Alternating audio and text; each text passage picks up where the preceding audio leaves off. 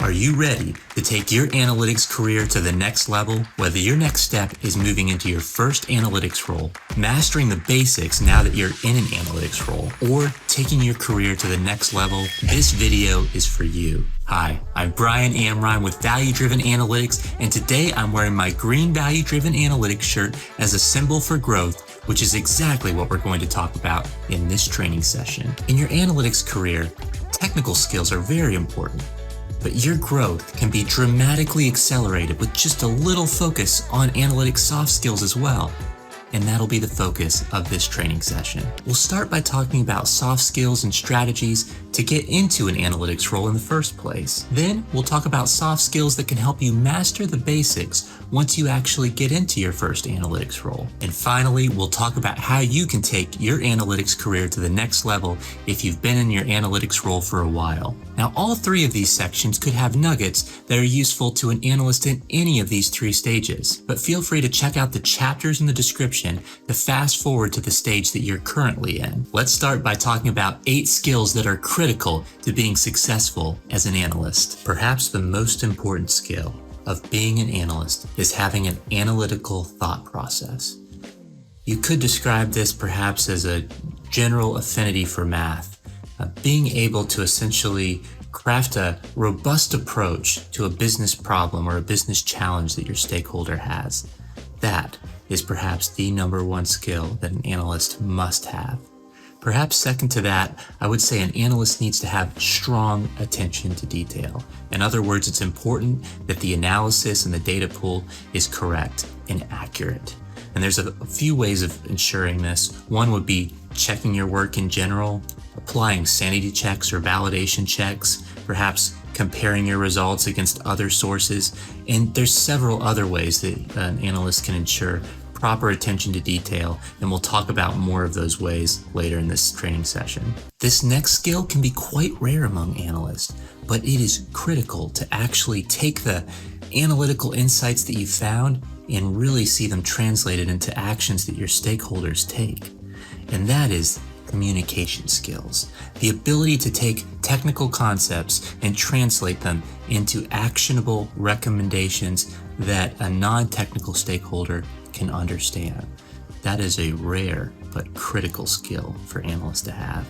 Another important skill for an analyst to be really successful is the ability to code in platforms like SQL and Analytics Staple that is used in a lot of other analytics platforms, as well as an advanced analytics platform such as R, SAS, or Python.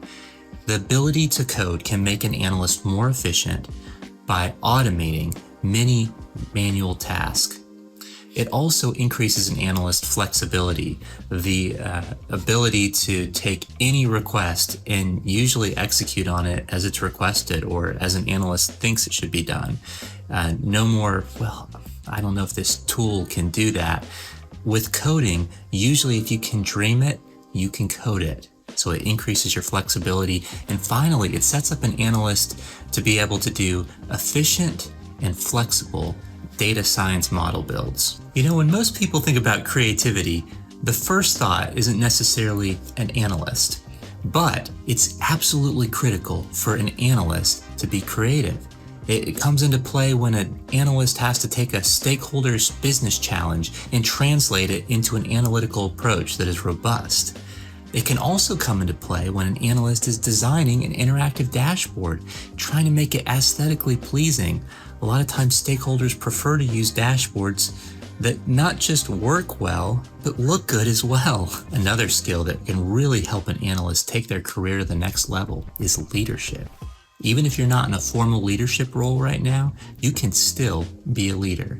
It involves proactively identifying analyses, projects, even if they're not analytics projects, or any kind of initiative that would help your organization, and proactively pursuing it. If you do that enough and you do a good job with that, pretty soon you'll build your brand as a leader, and that could open up formal leadership opportunities for you in the future. It's also important for an analyst to have good project management skills. The ability to prioritize projects with your stakeholders. A lot of times there's more projects that are requested than the time we have to do them. And it's important to prioritize the projects that are going to add the most value. It's also important, once you have determined which project you're going to work on, to set a realistic deadline. You can help your stakeholders understand how long certain tasks will take, and then ultimately make sure you hit that deadline as well. Now, there are certainly other skills that are important for an analyst's success. And if there's some I haven't mentioned yet, please leave a comment letting us know what those are.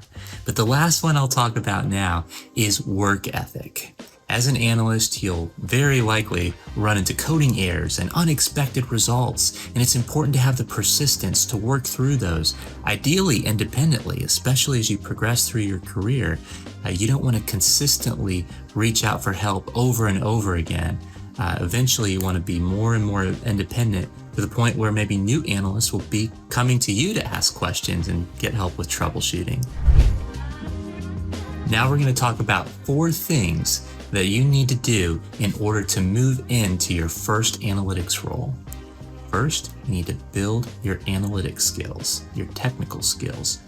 Second, you need to build a great resume. Third, you need to network with other analytics professionals. And fourth, you need to do a good job interviewing. A good way to start building your technical skills is to learn through watching trainings. And hopefully at this point, you may have looked at our introduction to analytics, our introduction to Excel, to Power BI, Python, SQL, and data science, and now you're on the last training session in the definitive guide to data analytics. So those are great ways to get an introduction to each of these technical skills and coding platforms. You might want to re-watch those. Sometimes it really hits home when you watch it a second time. And also explore the additional resources mentioned after each one of those videos. Another way to build your technical skills, especially from an application perspective, is to learn and see how other people are taking technical skills and applying them to business challenges. You can hopefully do this within your organization if you're already part of one. It starts to get into the networking where it makes sense to reach out and learn from other analysts and see what they're doing. Maybe if there's already analysis meetings happening at your organization, you could start joining those to absorb and see how analytics is being applied. And if you're not part of an organization today, you could try to find examples of how analytics is applied online. You can find all kinds of examples. Going along with that, at a certain point, you might not just be observing what other people are doing, but perhaps partnering with maybe a mentor. Perhaps there's an analyst at your organization who you can partner with and work on a project together to get started. That way they're providing guidance on how you're applying analytics technical skills. Yes, that's a great way to apply that, or you might try this approach instead. Getting that feedback, so helpful. If you're not part of an organization, maybe there's someone else you know who also is pursuing this analytics track, and you can collaborate together, and they might be able to share some things that they've picked up and provide feedback, and same with you and your unique perspective. Just helping each other learn along in your journey. Another thing that's going to help you build your technical skills is actually going through the hands-on examples, especially the ones that we walked through in each of the previous training sessions. Really going through and building out those Excel models that we built in the Excel training session, and going through and building that Power BI dashboard that we did in the Power BI session. Running the code that we did through the Python and SQL sessions, and building the model that we did in the data science model. Run through that code, make sure it runs for you, and then adapt it. Try to do some slightly different things. Maybe even take that code and try to apply it to a brand new use case, a brand new data set. That'll really start to make you feel a little more comfortable in these platforms. Now, once you've walked through all the hands-on projects that we've gone through in the different trainings, make sure you take the time to actually perform the homework assignments as well, which will lead to even more application. You can also apply these to other data sets, and if you're not sure what to apply it to, check out websites like Kaggle and KD Nuggets. They've got all kinds of data sets and challenges around those data sets that you can pursue and apply your skills to. And if you're still not sure what to apply these new technical skills to, feel free to leave a comment and I'll try to provide a suggestion. Now, if you're like most analysts, at some point you'll probably run into errors and unexpected results. And it's important to try to troubleshoot those on your own at first. Try to do web searches to find a solution and apply that solution. But if you're not able to figure it out, feel free to reach out to maybe a more experienced analyst. Feel free to leave a comment and I'll try to help you out as best I can. Finally, get peer feedback on whatever solution you've created. Perhaps you didn't have any errors or you were able to work through all of them and now you have a finished product, but there could be ways that you can further build on that and make it even more robust of a solution. And one way to figure that out is by sharing it with a more experienced colleague or even someone who's learning alongside of you to get their perspective. These are all great ways to build your technical skills. Now, at a certain point, after you've watched all kinds of training videos to build the core technical skills that you needed as an analyst, SQL, a dashboarding tool like Power BI or Tableau, an advanced analytics tool like SAS, R, or Python, you've built some of these technical skills at a certain point and applied them, right? You've actually applied these to some example data sets and example analyses. At a certain point, you'll be ready to start applying for jobs. And when you do, you're going to need a good resume to apply with. My first tip when it comes to building a resume is to try to keep it down to one page, especially if you're new in your career. Now, in your points where you describe your previous work experience, it's really helpful to include the tool you used, the specific task that you did, and the impact that it had. A bad example of this would be saying something like, work to increase the efficiency of sales initiatives. Really broad, really vague. I really don't know what you did. A better example of that same point would be to say something like, create a logistic regression model to rank sales leads based on likelihood to purchase, increasing the sales team's close rate of contacted leads by 20%. Now, if you don't currently have a lot of past analytics work experience, highlight some volunteer or personal projects and the insights and the impact that those had. Some candidates even create a website highlighting personal projects they've worked on.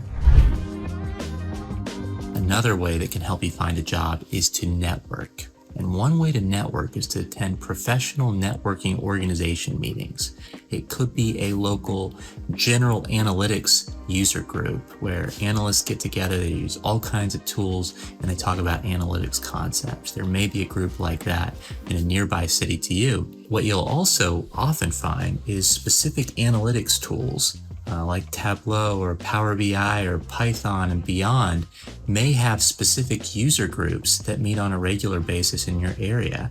Those would be great things to learn to join as well. You can not only learn more about those tools through those topics, but also get to know other people that are working perhaps in companies in the area. And they might be able to tell you or keep you in mind when job opportunities come available. If you're already part of an organization, perhaps not in an analytics role, talk to your manager about potentially applying analytics to a topic that would help your organization solve a business challenge. Even better than asking if you can do that or saying something like, hey, is there any way I could apply analytics to our area? Be even better thinking about an informal leadership perspective of actually proposing, hey, what if we did this analysis on our area? I could build this model or this interactive dashboard that could really help our team, really putting out a proposal to your manager for you to work on. That would be even better. As we talked about before, reach out to people that are in analytics related roles at your organization. Ask them if they might be willing to be a mentor, look over some of the project work that you've done. Finally, consider working with a recruiter that can try to look out for junior analyst roles that become available. You've built your technical skills, you've applied for some roles with a great resume, you've been networking, and hopefully eventually you start to get some interviews scheduled. Now, when you do, make sure you do some research on the company. That's very important to show your interest in the role. There's a couple ways you can take that to the next level. You might be able to, based on the job description and based on the skills that you know that you have and how analytics can help a company, actually put together a presentation that you create and maybe forward ahead of the interview that highlights your vision for how you would help the company in that role. Don't take over the interview with something like that, but if they want you to walk through that, then great. But you might just share that proactively and email it ahead of an interview. Another thing that you can do, perhaps even better, is perform some kind of an analysis on that industry or even that company, perhaps with some publicly available data for that industry, or even that company's past earnings releases. You could put together an analysis or interactive dashboard. Again, something you can share with them before or after an interview. I wouldn't proactively bring that up during an interview unless they asked about what you'd already sent them. And of course, you could walk them through it. But those are some ways of really showing your interest and showing what you're capable of as well. Certainly, you want to prepare for some answers to commonly asked questions.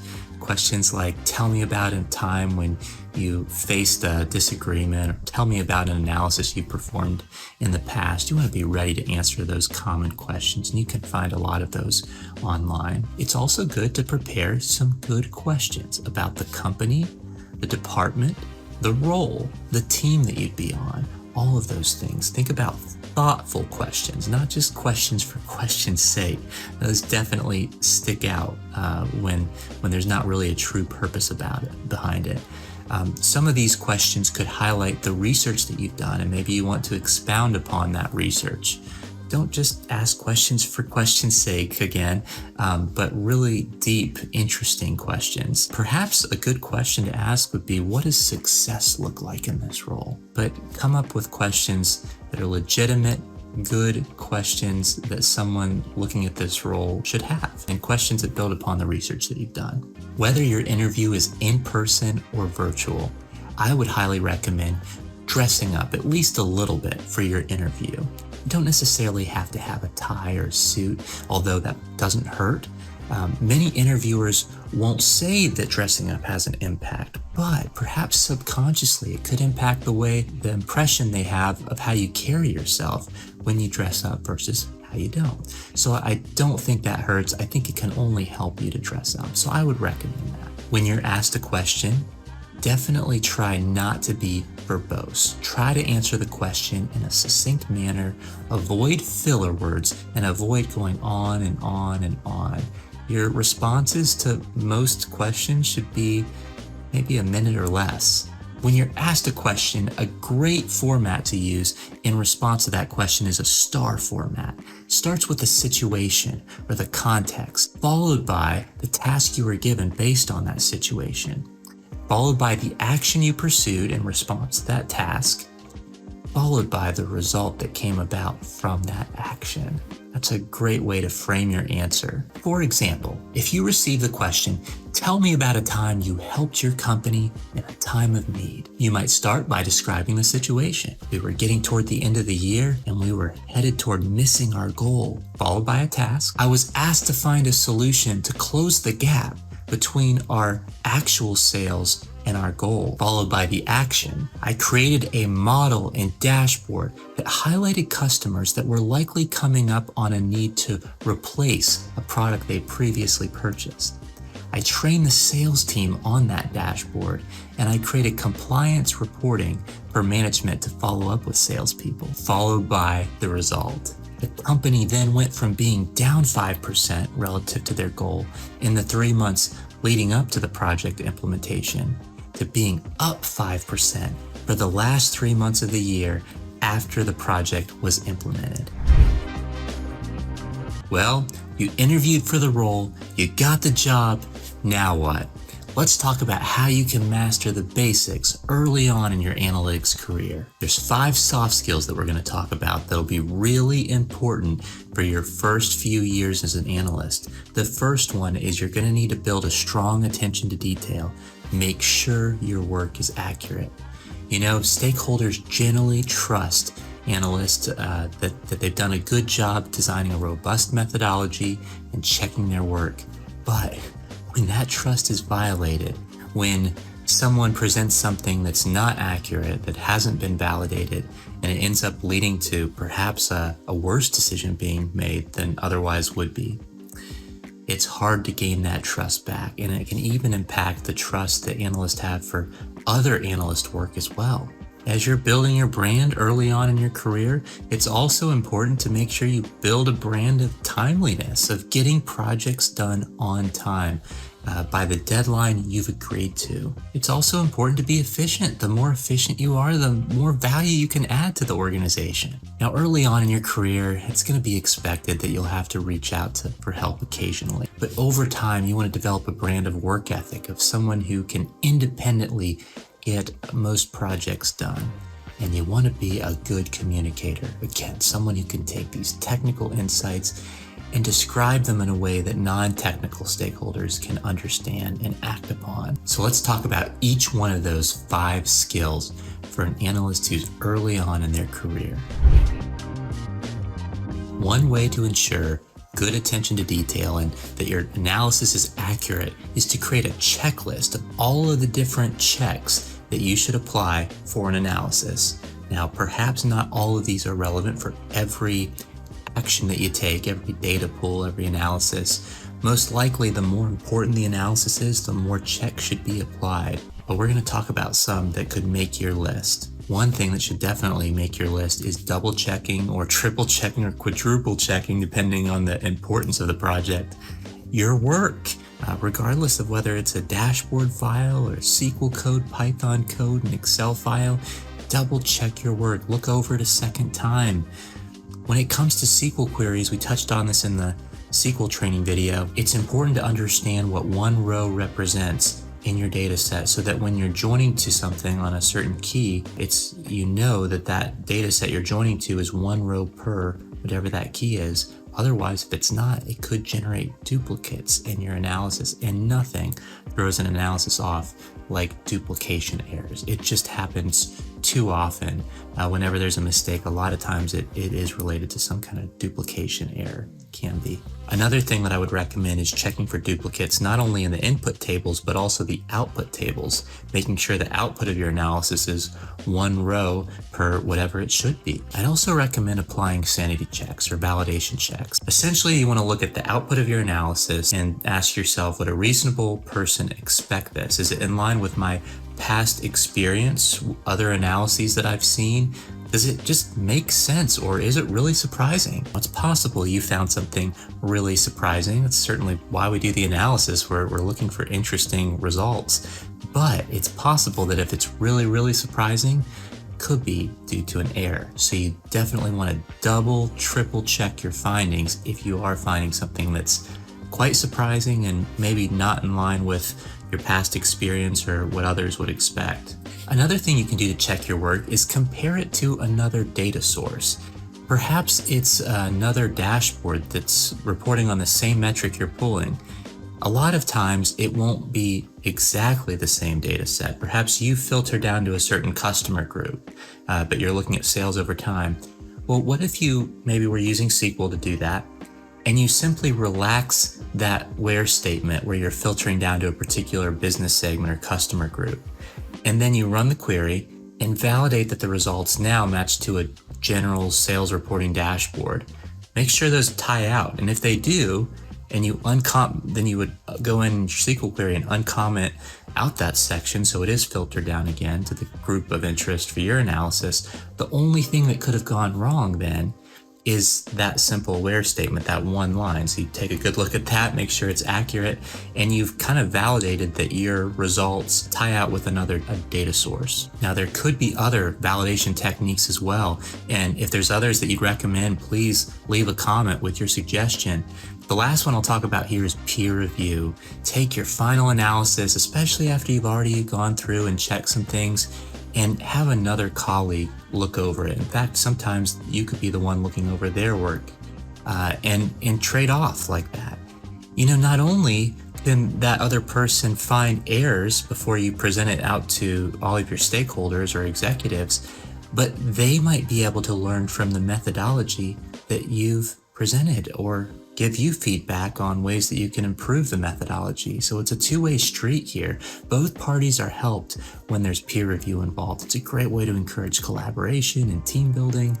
So I highly recommend creating a system of peer review, and especially for really important analyses, having someone look it over before you present out your work. Now, whenever you come across any kind of data issue that impacts your work, whether it was caused by a mistake you made or maybe something further down the line, perhaps it was no one's fault at all, but it happened and it impacted your work, and the stakeholders were, as a result, saw bad data, for instance, and maybe a dashboard or an analysis that you worked on.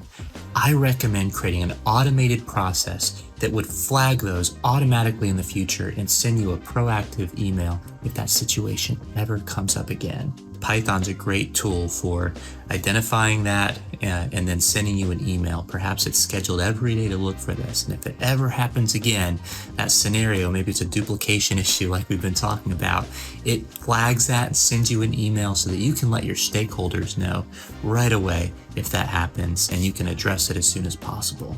Now, outside of the automated checks, which don't require any additional effort after you've scheduled them, all of these checks that you'd run for the different analyses and data pools you're pulling, again, probably more checks the more important the analysis or project is, it can get to a point in some cases where you have too many checks and it's really slowing you down. So it's important to always reflect periodically on whether there's certain checks that are helping you versus not really helping you. So if you are running a check consistently and it is never actually flagged an issue, it's always passed the check, you might relax that going forward. It's maybe not really helping you that much. Perhaps you still apply it if the analysis is really important.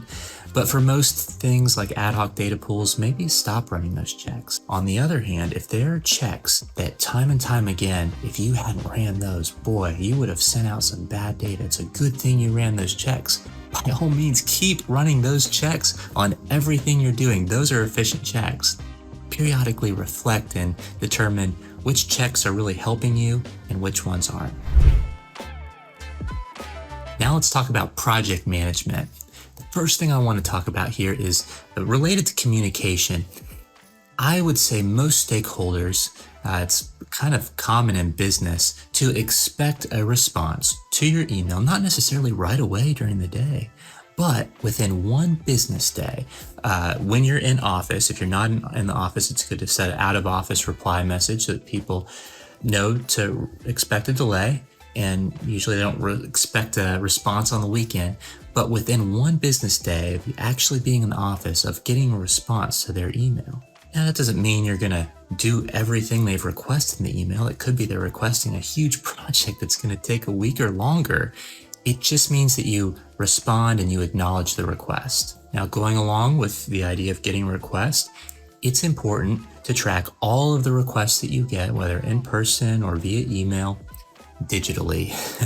The days of tracking things via pen and paper, perhaps there's still time and place for that, but you need to ultimately take those and put those in a digital tracking tool, such as Microsoft Planner or Asana. There's all kinds of project management tools that can help you with that. This is really going to help you stay organized, and it can be really helpful when you have stakeholder meetings to go over all the priorities you have and get them prioritized with your stakeholders in real time. There can be so many things that get requested, and you can easily lose track of those if you're doing everything by paper. It's also hard to constantly reprioritize, which is often the case in business. Things get constantly reprioritized. It's hard to do that when they're written down versus these digital tools. You can simply drag them above or below another one as you change the prioritization order.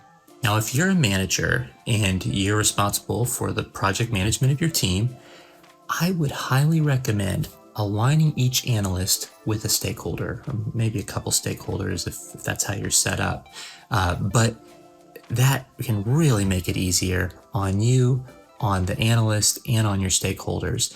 The idea is that prioritization becomes so much simpler. First of all, your stakeholders only have one point of contact to go to for all of their requests. And if they need something now, it's not the case where the person necessarily would say, the analyst would say, oh, I'm working on this project for all these stakeholders instead. So they're constantly trying to reprioritize among all kinds of stakeholders. If you're the sales manager and your analyst is maybe meeting with you on a weekly basis, you're having a weekly meeting and you can say, this is the number one thing we need to work on this week. And the sales analyst would say, okay, we've got all these other projects as well that are in your area.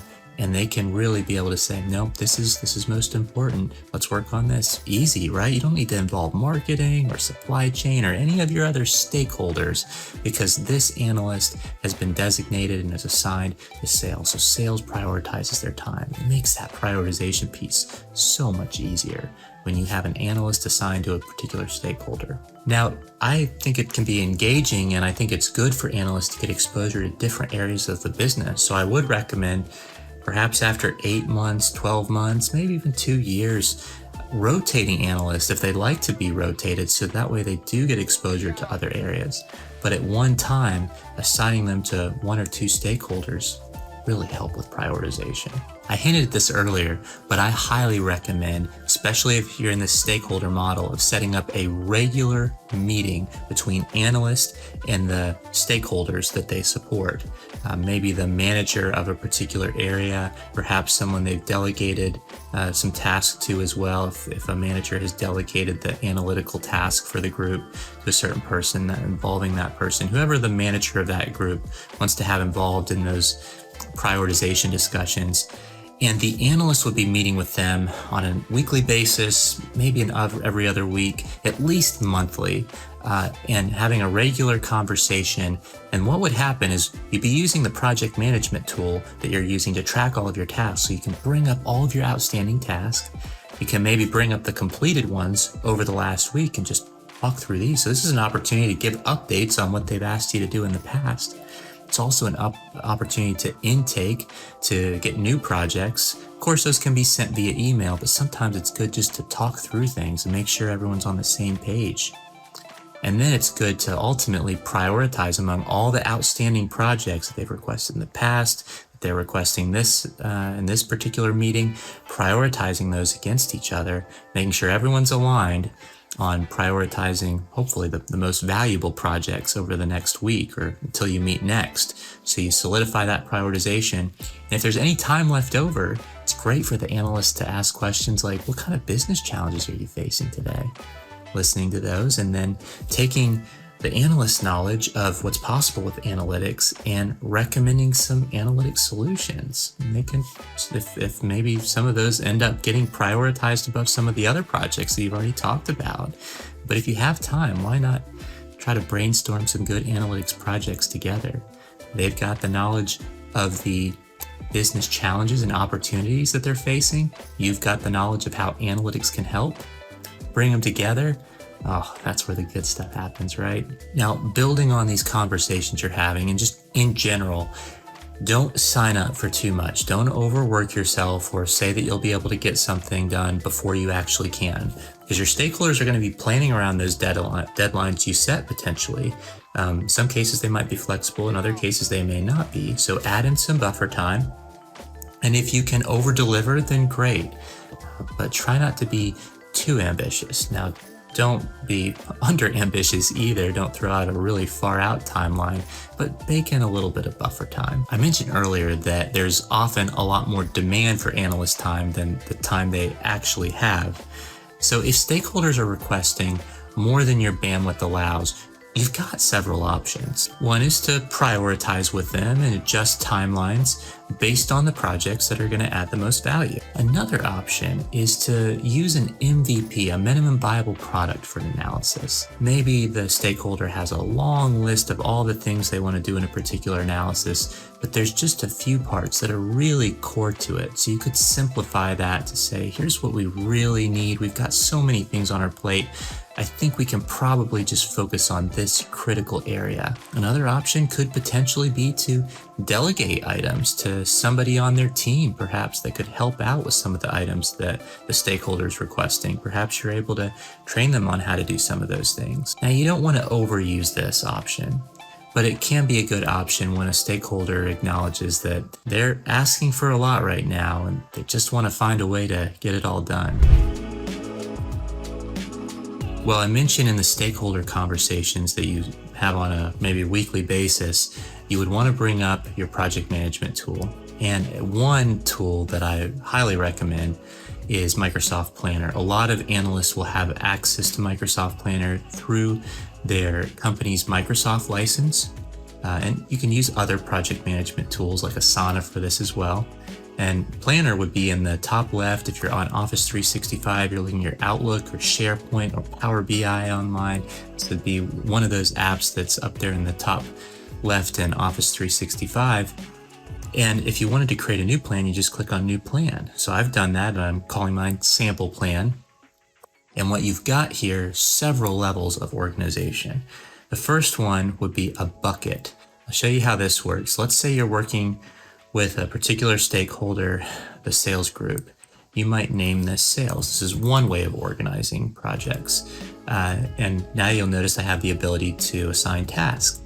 Maybe they've emailed me a task. Maybe we're in our meeting and they tell me some new requests. So live, I'm sharing my screen, I'm bringing up Microsoft Planner.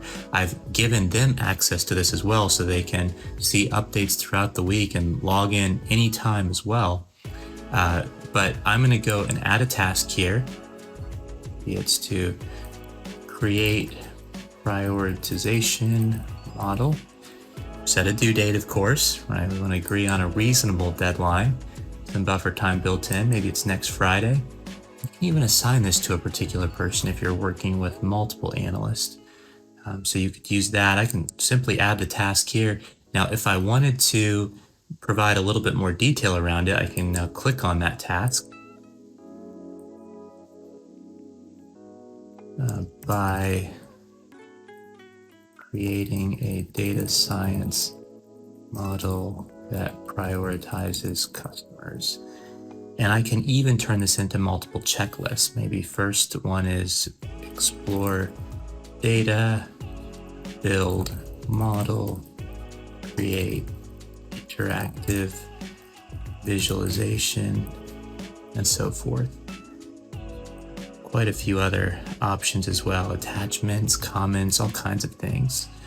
I'll close out of this. It automatically saved it, and now I've got these three options, and when I get explore data done, I can go ahead and check that off, which is pretty neat. And I can see one of three items are done if I click into that. Now, what's great about this is if I get another task like create sales dashboard, that has a certain due date, say it's Tuesday.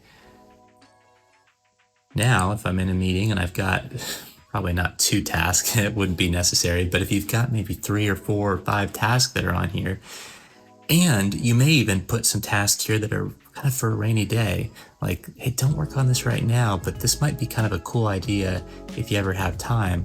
Great things to, you might even create a whole new bucket for, let's call it rainy day projects, and you can list those there so you don't forget about them. Could be a really good idea that you don't want to forget about, but you can't work on it now.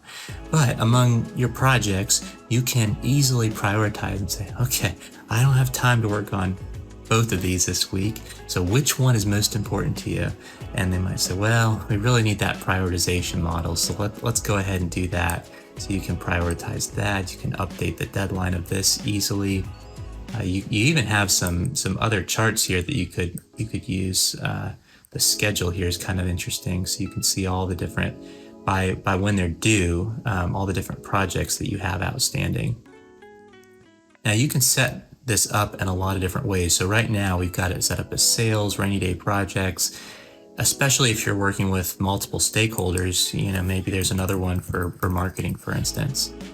But if you're working with maybe primarily one stakeholder, or even if you're working with multiple stakeholders, another way of handling this would be, maybe these are your in progress. Maybe these are your near term projects, and maybe these are your long term projects. Or you could have a box for delayed. That's another level of organization you could do. Or you could do this by person on a team. There's so many ways of setting this up. But remember, you have the ability to add people, multiple people, to any one of these projects.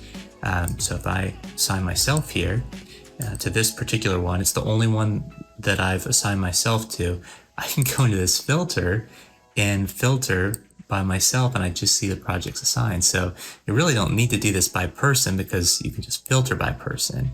In fact, there's so many levels of organization here, and you can just figure out what works for you.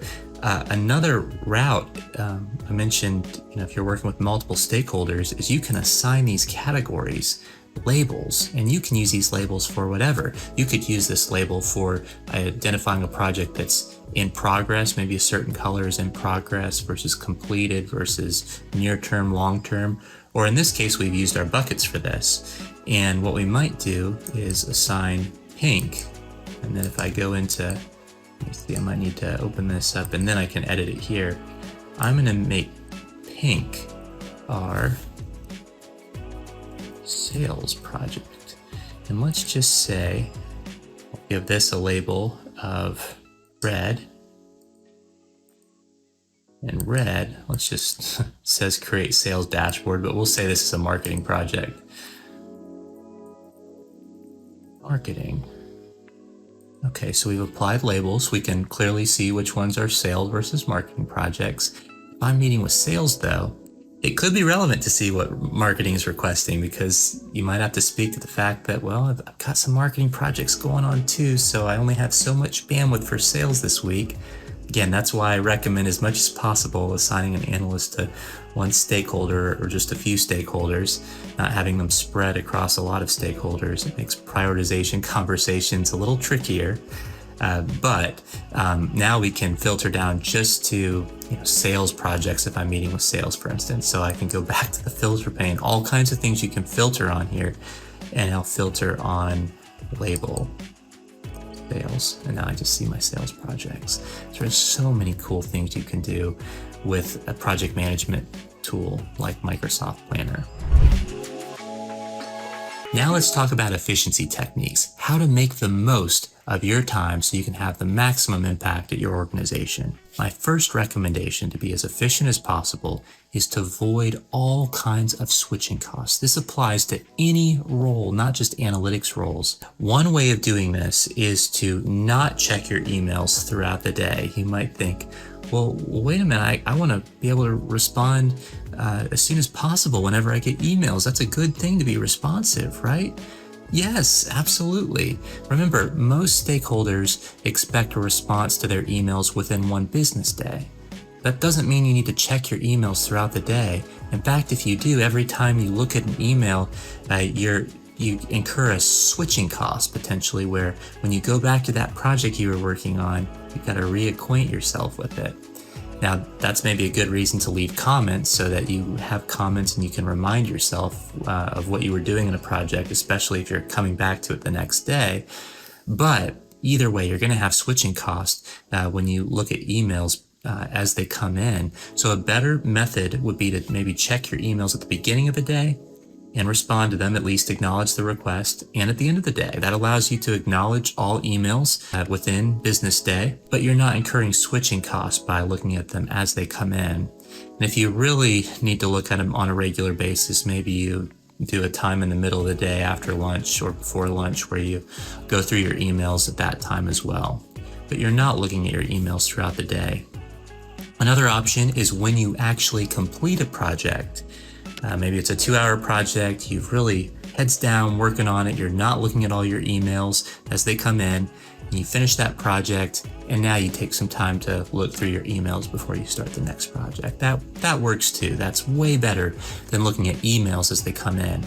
Now, if someone really needs to talk to you, they'll usually send you some kind of an instant message, maybe a Microsoft Teams message or a text message if it's really urgent. So try not to look at emails throughout the day. That can really slow you down.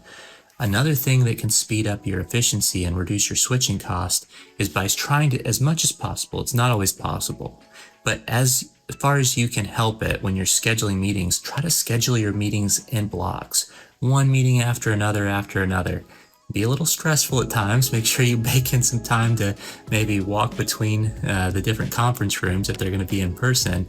but it can really help optimize your efficiency versus having one half-hour meeting and then you have like a 15-minute gap or a half-hour gap. Is that really enough to make a lot of progress? Maybe if it's a quick project, but more often you maybe get a start and you have another meeting after that, and then now you've got to reacquaint yourself with that project again. So we're really trying to reduce switching cost by avoiding checking our emails throughout the day and by trying to schedule our meetings all together so that we have these larger time blocks to continuously work through our projects. I mentioned several times already that it's really good to eventually become independent, be able to independently get projects done. And that is something to work toward. But probably more important than that would be getting projects done on time by the deadline you agree to. So if you ever realize I'm working on this for so long, and if I don't get through this, I'm going to miss that deadline, that's a great time to reach out for help.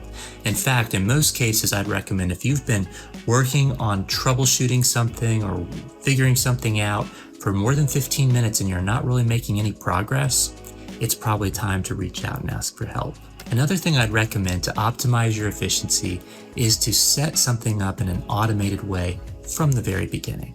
This takes discipline. It is so easy to say, oh yeah, I can quickly do that task. Let me just do that in Excel and send it out. But if you really think about the likelihood that you will get that task again from that person or someone else, or that a similar task would come into play, and there's any likelihood at all, I would highly recommend just going ahead and building it out as an automated solution. Might take a little bit more time at first, but it will really pay off in general in the long term when now the next time you get a similar request, you've already got something built for it. So that'll help your long-term efficiency and your engagement and your learning as well. What do you learn more from? Doing something manually and sending it out, or coming up with a creative automated solution to something from the get-go? When you focus on the automated solution, you learn more, and pretty soon you'll probably find that you've got stronger and stronger skills to build out automated solutions, to the point where sometimes the automated solution would take the same or less time as the manual solution. Are you ready for my biggest recommendation as it relates to efficiency? This one can really save you some time, to the point where perhaps you get your regular requests down to just 20 hours a week, and you can spend the rest of that time on proactive analyses and leadership initiatives. You've got to periodically take time to reflect on all the requests that you get, bucket them in groups. So you're probably not going to get the same exact request over and over again, but you might get the same kind of request frequently. Maybe you're spending 30 to 40% of your time on performing ad hoc customer pulls. It's a different customer each time, different variables each time, but the concept of pulling ad hoc data for a particular group is similar, and you spend a lot of your time there. Well, think about how you might be able to either automate that or create some kind of a reusable asset that dramatically reduces the time it takes. It could be creating a self-service interactive dashboard where stakeholders going forward can pull that information themselves, and you make it really flexible where regardless of the customer, regardless of the fields you need, you can get all of that from this dashboard. Or perhaps it's something where you now just have to enter a customer's name you could use Excel as the input mechanism. I just put the customer's name in this Excel file, and I put the variables that you want, and then I click run in a Python script, and it automatically creates that file that's formatted for you. And so now that process, instead of taking half hour, an hour, it only takes me 5 minutes to respond to that. That's another way of handling things like that.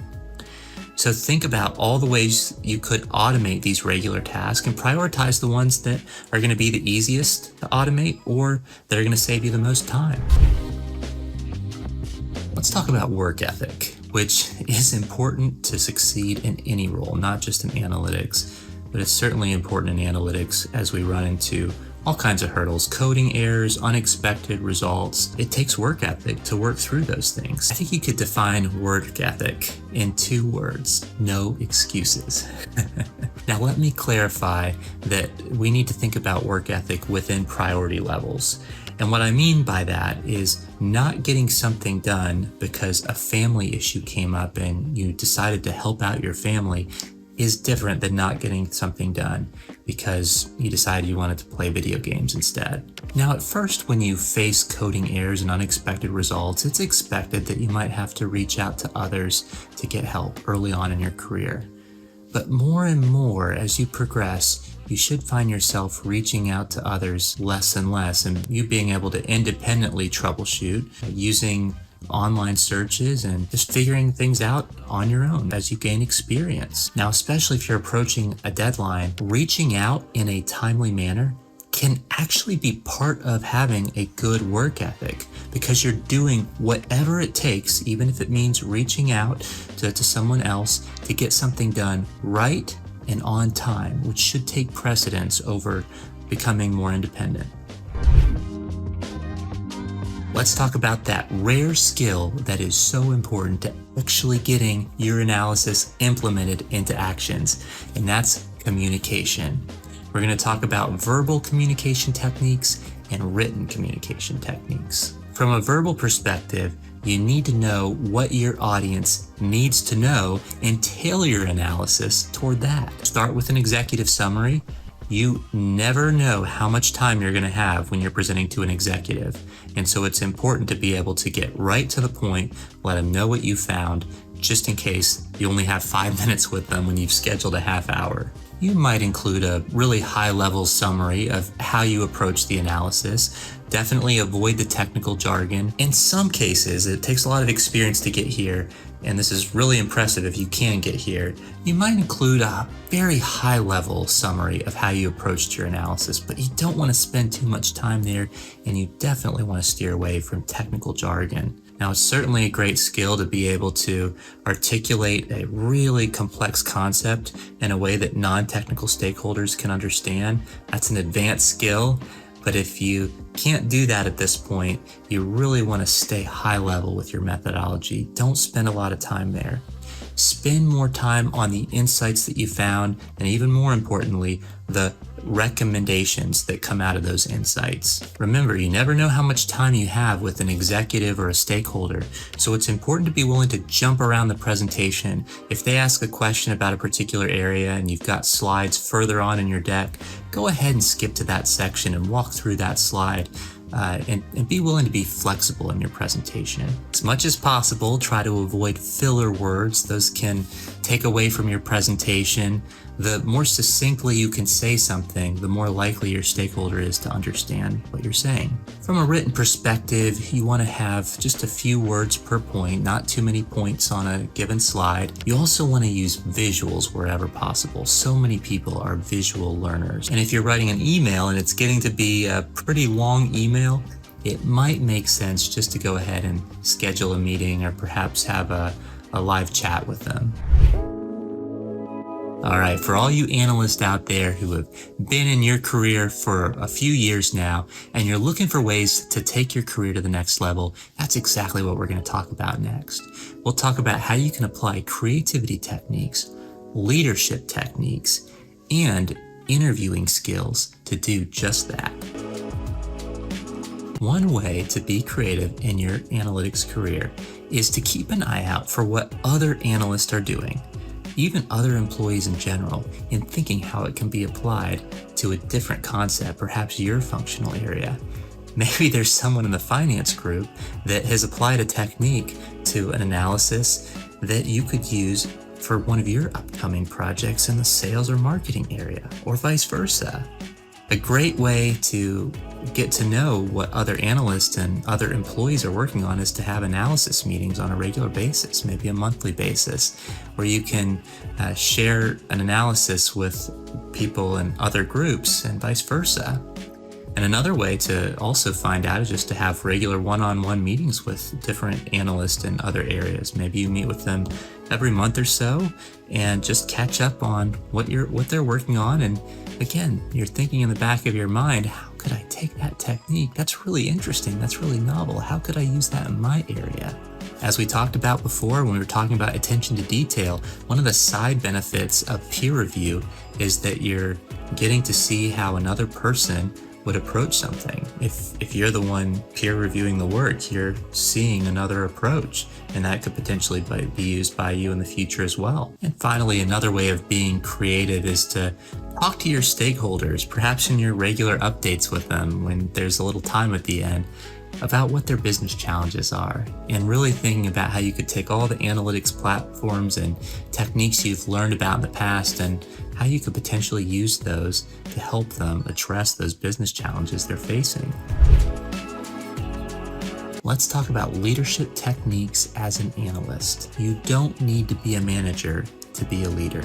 In fact, the best managers are the ones that people follow because they want to, because they're really true leaders versus because they have to. You can start pursuing leadership initiatives even as an individual contributor. Again, if you do that enough and you do that well enough, it can start to build your brand as a leader and open up formal opportunities in the future. I'll give you a few examples of analytics leadership opportunities. You might have learned a skill and be using a skill that a lot of other analysts or a lot of other employees aren't aware of. And so you could perhaps build a training and invite others to participate in that and build your brand as a leader and help others and help your organization in the process. Maybe you're at an organization where analysts are siloed. Finance analysts generally keep to themselves and sales analysts keep to themselves, and there's an opportunity for more knowledge sharing. So perhaps you form some kind of a group where you bring these different analysts from different teams together, maybe for a monthly analysis meeting where you share analyses and topics and platforms with each other.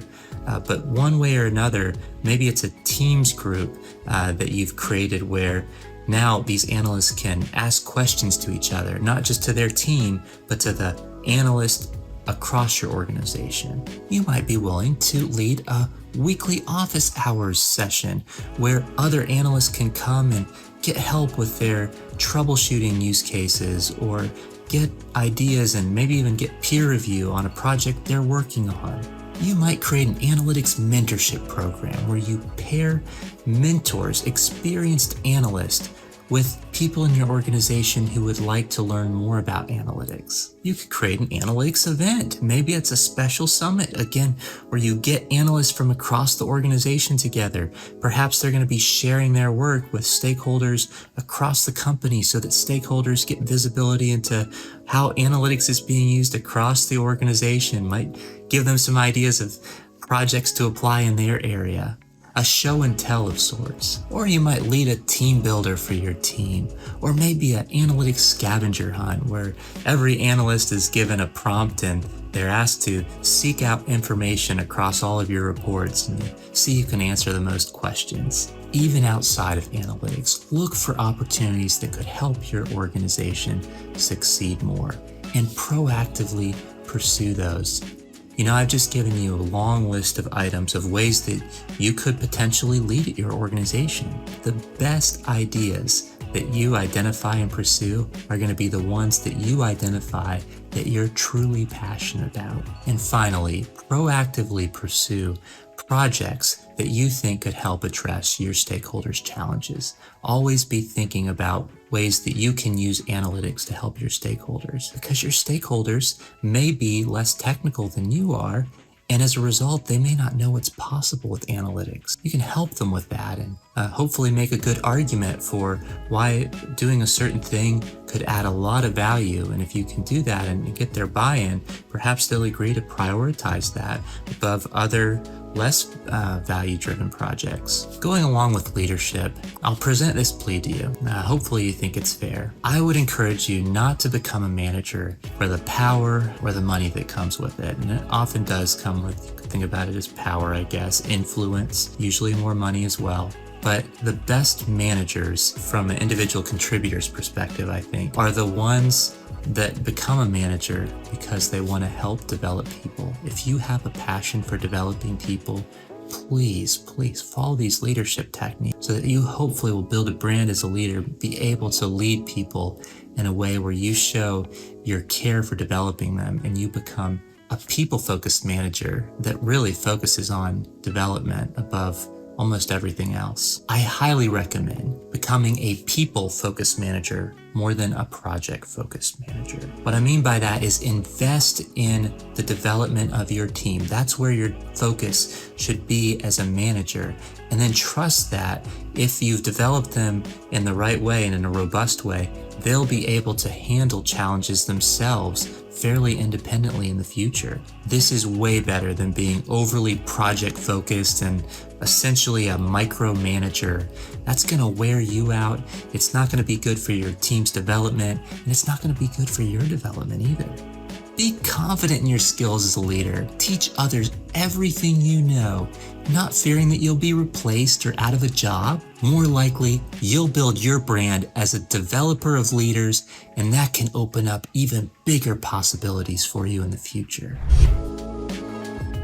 As you progress in your career, you may start to have the opportunity to join an interview panel, start interviewing people yourselves, perhaps eventually as a hiring manager. And if you do, I highly recommend using case questions. Case interview questions can really highlight whether a candidate has the ability to take technical skills and apply them to an actual business challenge. The candidate can't really prepare for them if you're giving them those questions on the spot, but be open to solutions that perhaps you hadn't thought of before, especially if it's a robust solution. That could add a lot of value to your organization to have that new perspective.